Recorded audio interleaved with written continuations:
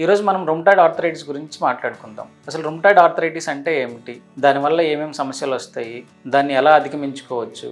దానికి ట్రీట్మెంట్ ఏంటి? దానికి తీసుకునే ప్రికాషన్స్ గురించి మాట్లాడుకుందాం. నమస్తే అండి, నా పేరు doctor Trilok, senior consultant orthopaedic surgeon from Pratima hospitals.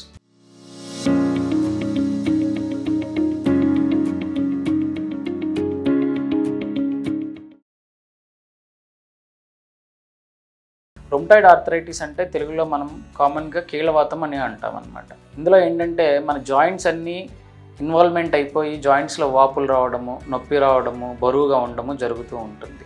So యూజువల్గా ఏ వయసులో వస్తుంది? యూజువల్గా 30 నుంచి 50-60 ఇయర్స్ లోపల ఉన్న జనాలందరికీ వచ్చే అవకాశాలు ఉంటాయి.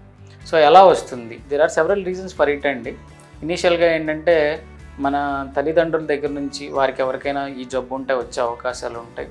లేదు, ఈ మధ్యకాలంలో ఎక్కువగా మన డైటరీ హ్యాబిట్స్ మారడం వల్ల కానీ, కొలెస్ట్రాల్ ఫుడ్స్, ఫ్యాటీ ఫుడ్స్ తినడం వల్ల కానీ, ఫిజికల్ యాక్టివిటీ తక్కువ అవడం వల్ల, ప్లస్ హార్మోనల్ ఇంబ్యాలెన్స్ వల్ల, వీటన్నిటి వల్ల మనకి రుమటాయిడ్ ఆర్థరైటిస్ వచ్చే అవకాశాలు ఎక్కువగా ఉన్నాయన్నమాట. సో అసలు ఏమి జరుగుతుంది ఈ రుమటాయిడ్ ఆర్థరైటిస్లో అంటే, మొదటిగా ఏమవుతుందంటే నార్మల్గా మన బాడీలో ఏదైనా ఫారిన్ సబ్స్టెన్స్ వస్తే మన బాడీలో యాంటీబాడీస్ అనేవి ఆ ఫారిన్ సబ్స్టెన్స్కి అగెనెస్ట్గా యాక్ట్ చేసి ఫారిన్ బాడీ యొక్క తీవ్రతను తగ్గిస్తాయి. కానీ ఈ డిసీజ్లో ఏంటంటే మన జాయింట్స్లో ఉండే కార్టిలేజ్ మరియు సైనమ్ అనే సబ్స్టెన్సెస్ని మన బాడీలో యాంటీబాడీస్ వాటికి ప్రొడ్యూస్ అయ్యి వాటికి అగెనెస్ట్గా యాక్ట్ చేయడం వల్ల జాయింట్స్లో స్వెల్లింగ్ రావడము, నొప్పి రావడము, వాపు రావడము, దాంతోపాటుగా జాయింట్ డ్యామేజ్ అయ్యే అవకాశాలు ఎక్కువగా వస్తాయి అన్నమాట.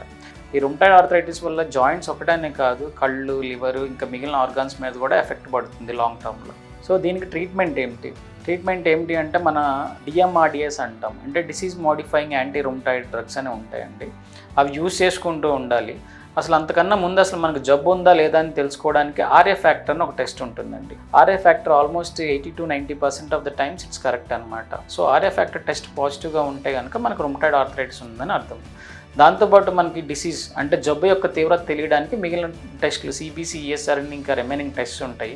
అవి చేయించుకోవడం వల్ల మనకి డిసీజ్ ఎంత ఉంది, ఎంత ఎక్కువగా ఉందని తెలుసుకుంటామండి. సో దాని తర్వాత మనం ట్రీట్మెంట్ DMRD స్టార్ట్ చేసుకోవడము, వాటిని కంటిన్యూస్గా యూజ్ చేస్తూనే ఉండాలి. రుమటాయిడ్ ఆర్థరైటిస్ ఒకసారి వచ్చిన తర్వాత ఇది లైఫ్ లాంగ్ ఉండే సమస్య, దీర్ఘకాలిక సమస్య అంటాం. సో దీన్ని తగ్గించడానికి ప్రయత్నించవచ్చు, కానీ కంప్లీట్గా తగ్గుముఖం పడుతుందని చెప్పలేమన్నమాట.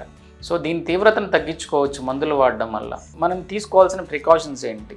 సో ఈ జబ్బును తగ్గించుకోవాలి, లేకపోతే ఈ జబ్బు యొక్క తీవ్రతను తగ్గించుకోవాలంటే ఫిజికల్ యాక్టివిటీ పెంచుకోవడము, రెడ్ మీట్, మిగిలిన సబ్స్టెన్సెస్ తగ్గించడము, వెజిటేబుల్స్, సలాడ్స్ ఇవన్నీ ఎక్కువగా పెంచుకోవడము, ఇవి చేయాల్సి వచ్చి ఉంటుంది. ఈ వీడియో మీకు నచ్చినట్టయితే లైక్ చేయండి, సబ్స్క్రైబ్ చేయండి, షేర్ చేయండి. మీకు ఏమైనా క్వరీస్ ఏమైనా ఉంటే కింద కామెంట్ చేసి ఒకసారి మమ్మల్ని కన్సల్ట్ అవ్వచ్చు.